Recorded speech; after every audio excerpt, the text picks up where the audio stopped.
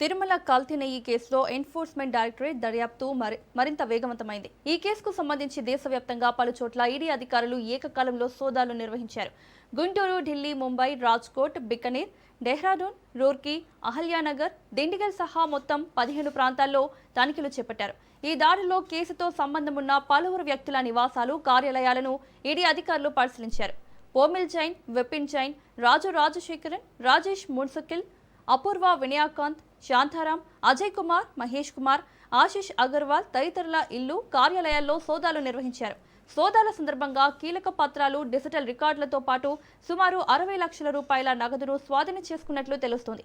కల్తీ నెయ్యి సరఫరా వ్యవహారంలో జరిగిన ఆర్థిక లావాదేవీలు, మనీ లాండరింగ్ కోణాలపై ఈడీ ప్రత్యేక దృష్టి సారించింది. తిరుమల వంటి ఆధ్యాత్మిక క్షేత్రానికి సంబంధించిన ఈ కేసులో ఈడీ దర్యాప్తు మరిన్ని కీలక విషయాలను వెలుగులోకి తీసుకురానుందా అన్న ఆసక్తి నెలకొంది.